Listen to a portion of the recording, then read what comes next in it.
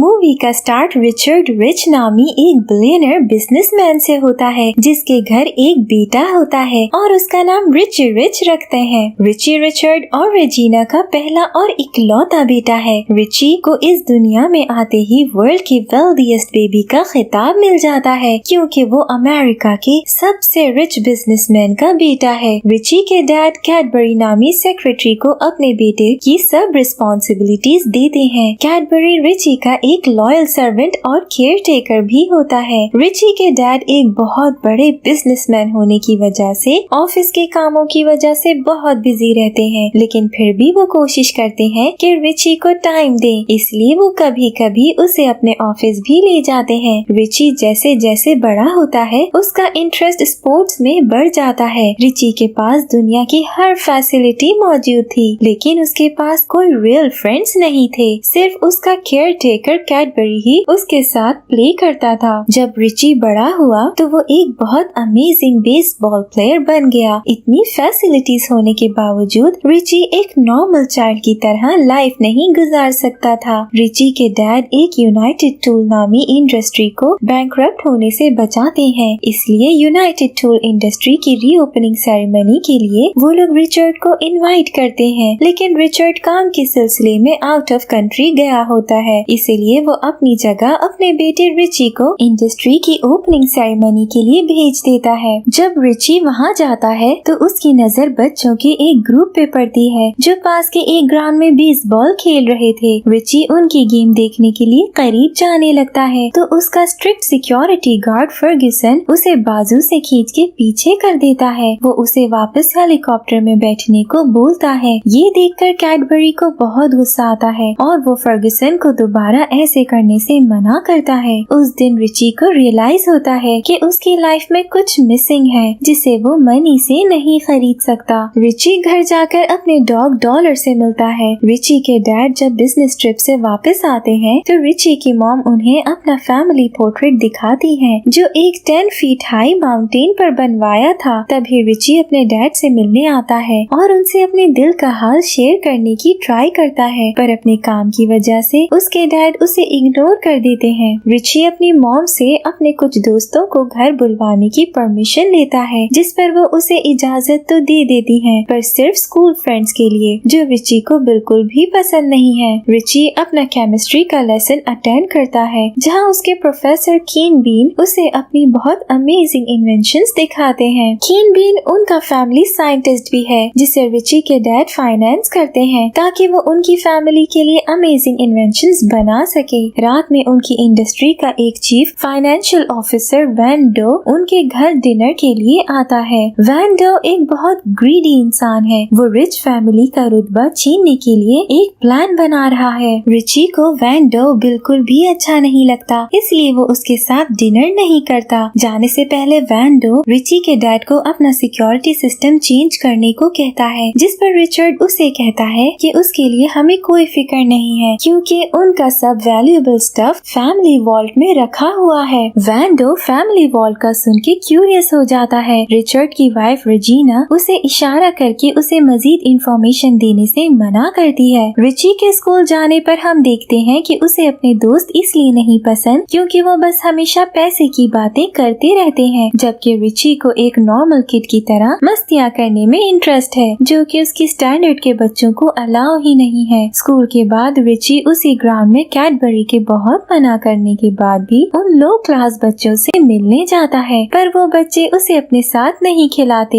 ये कहते हुए कि उसे कहाँ ये गरीबों वाली गेम्स आती होंगी। ये देख रिची उनसे $10 की बेट लगा लेता है। तभी ग्लोरिया नामी लड़की उसको बॉल करवाती है। रिची एक बहुत अमेजिंग छक्का मारता है और बेट जीत जाता है। ग्लोरिया उसे बेट वाली मनी देती है, लेकिन रिची लेने से इनकार करके उल्टा उन्हें अपने घर इनवाइट करता है, पर ग्लोरिया मना कर देती है। Next day Van Doe mister Richard की सिक्योरिटी गार्ड फर्ग्यूसन को कहकर उनके प्लेन में एक बॉम्ब पैक करके बाकी गिफ्ट्स के साथ रखवा देता है जो मिस्टर रिचर्ड क्वीन एलिजाबेथ के लिए ले जा रहे थे। मिस्टर रिचर्ड अपनी वाइफ और रिची के साथ उस प्लेन में इंग्लैंड क्वीन की बर्थडे के लिए जाने लगे थे। रिची क्वीन से मिलने पे बिल्कुल भी एक्साइटेड नहीं होता। रिची के डैड क्वीन के लिए स्मेल मास्टर नामी मशीन भी गिफ्ट के तौर पे साथ ले जाते हैं। मिस्टर रिचर्ड और रिची प्लेन में जाकर बैठ जाते हैं। रिची की मॉम नोटिस करती है कि रिची खुश नजर नहीं आ रहा। वो कैडबरी से उसकी सैडनेस के बारे में पूछती है। कैडबरी उन्हें उन बच्चों से हुई मुलाकात के बारे में सब बताता है। कैडबरी रिची की मॉम को सजेशन देता है कि क्यों ना हम रिची को यही रहने दें, वो यहाँ ज्यादा एंजॉय करेगा। रिची की मॉम को कैडबरी का आइडिया बहुत अच्छा लगता है। वो रिची को कैडबरी के साथ वापस घर भेज देती है, जहाँ कैडबरी ग्लोरिया और उसके फ्रेंड्स को पूरे दिन के लिए इनवाइट कर देता है और रिची को सरप्राइज करता है। रिची उन सबको अपने घर देखकर बहुत खुश होता है। वो सब भी रिची के इतने बड़े घर को देखकर बहुत एक्साइटेड हो जाते हैं। रिची उन्हें अपने घर में बने पर्सनल मैकडॉनल्ड्स ले जाता है, जहाँ वो खूब बर्गर्स खाते हैं, रिची के साथ गेम्स खेलते हैं और खूब मस्ती करते हैं। ग्लोरिया और उसके फ्रेंड्स रिची को पसंद करने लग जाते हैं। उन सब के साथ ग्लोरिया की मॉम भी आई हुई थी। कैडबरी उन्हें घर का विजिट करवाता है। रिची उन सबको अपनी पर्सनल रोलर कोस्टर पे ले जाता है, जो लास्ट क्रिसमस पे उसके डैड ने उसे गिफ्ट की थी। दूसरी तरफ रिची के मॉम डैड इंग्लैंड जाने के लिए प्लेन में ट्रैवल कर रहे थे। तभी सफर के दौरान स्मेल डिटेक्टर मशीन बॉम्ब को डिटेक्ट कर लेती है। मिस्टर रिचर्ड उसे ओपन करते हैं तो उसमें बॉम्ब 7 सेकंड्स में ब्लास्ट ही होने वाला था कि मिस्टर रिचर्ड उसे जल्दी से प्लेन की विंडो ओपन करके फेंक देते हैं, जिससे वो बॉम्ब प्लेन के विंग से टकराकर ब्लास्ट हो जाता है, जिसकी वजह से प्लेन इम्बैलेंस हो जाता है। पर वो लोग ओशन में गिर के बच जाते हैं। रिची के फ्रेंड्स के जाने के बाद कैडबरी रिची को रिची के पेरेंट्स के प्लेन मिसिंग होने के बारे में बताता है, जिस पर रिची बहुत परेशान हो जाता है और वो लोकेशन डिटेक्टर के जरिए अपने डैड को ढूंढने लगता है, लेकिन उसके डैड की लोकेशन का पता नहीं चलता। वैन डो को लगता है कि अब तक वो सब मर चुके होंगे, इसलिए वो मिस्टर रिचर्ड के ऑफिस में शिफ्ट हो जाता है और रिच कंपनी को वहाँ का बॉस बनकर लीड करने लगता है और मिस्टर रिचर्ड की बहुत सी चैरिटीज को कैंसिल कर देता है, जिसमें यूनाइटेड टूल फैक्ट्री भी शामिल थी, जहाँ ग्लोरिया और उसके सब फ्रेंड्स के पेरेंट्स जॉब करते थे और वही फैक्ट्री उनकी इनकम का वाहिद जरिया था। वैन डो अपनी जीत को सेलिब्रेट कर रहा होता है, तभी फर्गुसन उसको आके बताता है कि रिची अभी जिंदा है, वो प्लेन में मौजूद नहीं था। वैन डो को ये सुनकर बहुत गुस्सा आता है, लेकिन फिर वो सोचता है कि वो इस लड़के को भी रास्ते से हटा ही देगा। दूसरी तरफ रिची को यकीन होता है कि उसके पेरेंट्स अभी जिंदा हैं। कैडबरी रिची को संभालने की कोशिश करता है, इस यकीन के साथ कि उसके पेरेंट्स वापस जरूर आएंगे। रिची के पेरेंट्स एक रिफ्ट में फंस जाते हैं। उन्हें यकीन होता है कि ये काम वैन डो का ही है और अगर उसे पता चल गया कि रिची उस प्लेन में नहीं था तो वो रिची को भी नुकसान पहुंचाने की कोशिश करेगा। मिस्टर रिचर्ड रेजिना से कहते हैं कि हमें रिची को बचाने के लिए सरवाइव करना होगा। ग्लोरिया रिची को फोन करके बताती है कि rich corporation United tool factory को बंद कर रही है और उनके पेरेंट्स को वहाँ से निकाल दिया गया है। ग्लोरिया रिची को उनकी हेल्प करने को कहती है। रिची को ये सुनकर बहुत गुस्सा आता है। वो कैडबरी के साथ ऑफिस जाता है और अपने डैड की जगह लेकर मिस्टर वैन डो को बताता है कि अपने फादर के वापस आने तक वो बिजनेस देखेगा, लेकिन वैन डो कहता है कि रिची अभी अंडर एज है। इस पर कैडबरी कहता है कि रिची का गार्डियन होने की हैसियत से कैडबरी उसकी पावर्स और बिजनेस को संभाल सकता है और फैसले भी ले सकता है। वैन डो को ये सुनकर बहुत गुस्सा आता है। रिची पहला order United tool factory open करने का करता है। रिची बहुत स्मार्टली अपने डैड के बिजनेस को संभालता है। जब रिची के फ्रेंड्स उसे थैंक्स बोलने ऑफिस आते हैं तो रिची उन्हें अपने ऑफिस में अपनी रिसर्च एंड डेवलपमेंट टीम के तौर पे हायर कर लेता है। वैन डो इस सब से तंग आके बोर्ड मेंबर्स को अपनी तरफ करने की ट्राई करता है, पर इसमें भी नाकामयाब रहता है, जिसके बाद अब वो रिची को रास्ते से हटाने के लिए कैडबरी के रूम में बॉम्ब के पार्ट्स रख के उसे मिस्टर रिचर्ड और रेजिना के कत्ल के जुर्म में अरेस्ट करवा देता है। उसके ऐसा करने से रिची कमजोर पड़ जाता है। अब कैडबरी के जाने के बाद वैन डो रिची का ऑफिशियल गार्डियन बन जाता है, यानी अब बिजनेस के डिसीजंस लेने की पावर वैन डो के पास है। वैन डो रिच हाउस के सब सर्वेंट्स को फायर कर देता है ताकि कोई भी कैडबरी को बचा न सके। रिची ये सब देखकर बहुत सैड हो जाता है। वैन डो रिची पर नजर रखने के लिए उसके रूम और घर के हर कोने पर कैमरास लगवा देता है ताकि वो घर से बाहर ना निकल सके। इस सब की वजह से रिची अपने ही घर में एक प्रिजनर की तरह रहने लगता है। वैन डो फर्गुसन से रिच वॉल के बारे में पूछता है, लेकिन रिच वॉल के बारे में फर्गुसन को कुछ पता नहीं था। अब वैन डो और फर्ग्यूसन मिलकर कैडबरी को जेल में मारने का प्लान बनाते हैं, जो कि बाकी सबको एक सुसाइड लगे। प्रोफेसर कीन बीन अपनी एक मशीन के जरिए वैंडो और फर्ग्यूसन की सब बातें सुन लेते हैं। वो रिची को अपने लैब में ले जाकर उसे वैंडो के कैडबरी का मर्डर करने के प्लान के बारे में बताते हैं। रिची और कीन बीन मिलकर कैडबरी को बचाने की प्लानिंग शुरू कर देते हैं। कीन बीन अपना बनाया हुआ एक पोशन उसे दिखाते हैं, जिससे वो कैडबरी को जेल से निकाल सकते थे। प्रोफेसर किसी तरह रिची को घर से बाहर ले जाने में कामयाब हो जाते हैं। फिर रिची लैटिन लैंग्वेज में कैडबरी को मैसेज भेजता है, साथ में टूथपेस्ट में वो पोशन डाल देता है ताकि कैडबरी जेल से एस्केप कर सके। जब कैडबरी वो मैसेज पढ़ ही रहा होता है, तभी एक आदमी पीछे से आकर कैडबरी को मारने की कोशिश करता है। कैडबरी उसके साथ फाइट करता है और उस आदमी को मार देता है। फिर कैडबरी जेल से निकलकर रिची को मिलता है। रिची कैडबरी को न्यूज़पेपर दिखाता है, जिसमें उसके मॉम डैड के प्लेन मिलने की खबर होती है, लेकिन उन्हें कोई बॉडी नहीं मिलती। इसलिए रिची को यकीन हो जाता है कि उसके पेरेंट्स जिंदा हैं। रिची कैडबरी को लेकर ग्लोरिया के घर जाता है, जहां वो उसका कंप्यूटर यूज करके अपने डैड के साथ कनेक्ट करने की कोशिश करता है। दूसरी तरफ रिची के डैड रेजिना का एक इयररिंग उतार के जब कनेक्टर पे लगाते हैं तो वो एक्टिवेट हो जाता है। रिची किसी तरह अपने डैड की लोकेशन तक पहुंचने ही लगता है कि फर्ग्यूसन उसके डैड लिंक की मेन फ्रेम की वायर उतार कर उन्हें डिस्कनेक्ट कर देता है। फर्ग्यूसन वैंडो को मिस्टर रिचर्ड के जिंदा होने की खबर देता है। इस बार वैंडो ये सुनकर खुश होता है, क्योंकि प्रोफेसर कीन बीन ने उन्हें बताया था कि रिच वॉल्ट सिर्फ मिस्टर एंड मिसेस रिचर्ड की वॉइस से एक्टिवेट होता है। इसलिए वैंडो प्लेन भिजवा के उन्हें वहाँ से बचाकर वापस ले आता है। रिची अपने पेरेंट्स की लोकेशन पता लगाने के लिए वापस घर जाकर डैड लिंक डिवाइस तक पहुँचने की कोशिश करता है। इस बार वो ग्लोरिया और उसके बाकी फ्रेंड्स के साथ घर जाता है। वो सिक्योरिटी से बचते हुए प्रोफेसर कीन बीन की लैब में पहुँच जाते हैं, जहाँ वैंडो ने कीन बीन को बांध रखा था। रिची उन्हें फ्री करता है, फिर कीन बीन भी उनकी हेल्प करने लग जाता है। वो अपना एक बनाया हुआ पोशन गार्डन में लगाए हुए फाउंटेन की वाटर पाइप में डाल देता है, जिससे फाउंटेन में बबल्स बनने लग जाते हैं। वहाँ की सब सिक्योरिटी गार्ड का ध्यान उस फाउंटेन की तरफ हो जाता है। रिची और उसके फ्रेंड्स मिलकर सिक्योरिटी कैमरास को डिस्कनेक्ट कर देते हैं और वो सब रिची के रूम तक पहुँचने में कामयाब हो जाते हैं। रिची डैड लिंक डिवाइस से अपने डैड की लोकेशन देखता है। उसे पता चलता है कि उसके डैड घर के अंदर ही मौजूद हैं, क्योंकि वैंडो ने उन्हें ओशन से रेस्क्यू करके अपने पास बुला लिया था। वैंडो ने उन्हें बांध के होस्टेज बनाया हुआ है। तभी वहाँ वैंडो आ जाता है। मिस्टर रिचर्ड के पूछने पर वैंडो उन्हें रिच वॉल के बारे में बताने को कहता है, जिस पर मिस्टर रिचर्ड बताते हैं कि वो माउंटेन रिच मोर पर बने उनकी फैमिली पोर्ट्रेट के पीछे है। वैंडो रिची और कैडबरी को सिक्योरिटी गार्ड्स के हवाले करके खुद उसके मॉम डैड को साथ लेकर माउंट रिचमोर चला जाता है, ताकि वो उसे रिच वॉल्ट ओपन करके दे सके। दूसरी तरफ फर्ग्यूसन रिची और उसके सब फ्रेंड्स को पकड़ के कीन बीन की लैब में ले जाकर एक केज में बंद कर देता है और उन्हें टॉर्चर करने लगता है। कीन बीन छुपकर ये सब देख रहा था। फिर वो अपना बनाया हुआ एक परमानेंट ग्लू यूज करके फर्ग्यूसन और उसके साथी को फंसा देता है और रिची और उसके फ्रेंड्स को आजाद करता है। रिची वहाँ से भागकर अपने मॉम डैड को बचाने के लिए चला जाता है। रिची के मॉम डैड अपनी वॉइस से रिच वॉल्ट का डोर ओपन कर देते हैं। जब वैंडो वॉल्ट के अंदर जाता है तो वहाँ कोई खजाना नहीं होता, बल्कि उनकी प्रेशियस मेमोरीज और रिची के बचपन की सब चीजें मौजूद होती हैं, जो उन्होंने मेमोरीज को अलाइव रखने के लिए वहाँ रखी हुई थी। वैंडो को ये देखकर बहुत गुस्सा आता है। मिस्टर रिचर्ड उसे बताते हैं कि उनका रियल ट्रेजर तो ये सब मेमोरीज ही हैं। फिर वैंडो रिची के मॉम डैड को मारने की कोशिश करता है। तभी बीच में रिची आ जाता है। रिचर्ड वैंडो पर हमला करके किसी तरह अपनी फैमिली को उस केव से बाहर भगाकर माउंटेन से नीचे ले जाने की कोशिश करते हैं, लेकिन वहाँ फर्ग्यूसन उन पर एक रॉक ब्लास्टिंग लेजर मशीन से अटैक करता है, जो उनका स्कल्पचर बनाने के लिए यूज की गई थी। कैडबरी फर्ग्यूसन पे हमला कर उसे रोकने की कोशिश करता है। दोनों में फाइट होती है। दूसरी तरफ रिची वैंडो को माउंटेन से धक्का देकर नीचे गिरा देता है, जिससे उन सब की जान बच जाती है। लेकिन वैंडो ऐसा डीट विलन है कि वो फिर भी बच जाता है। कैडबरी फर्ग्यूसन को मार के उस लेजर मशीन से वैंडो पर हमला करता है और सब मिलके वैंडो को रास्ते से हटा के बच जाते हैं। नेक्स्ट सीन में रिची घर के ग्राउंड में अपने सब फ्रेंड्स के साथ बेसबॉल मैच खेलता है, जिसका टीम कोच कैडबरी होता है। रिची वो मैच विन कर लेता है। उसका बॉल वैंडो और फर्ग्यूसन के पास जा गिरता है, जहां वो दोनों उनके गार्डन को साफ कर रहे थे और पुलिस का आदमी उन पे नजर रख रहा था। रिची के मॉम डैड रिची को उसके फ्रेंड्स के साथ देखकर कहते हैं कि फाइनली अब हमारा बेटा एक रिचेस्ट बॉय बना है, क्योंकि उसके पास रियल फ्रेंड्स हैं। यही मूवी का एंड भी हो जाता है।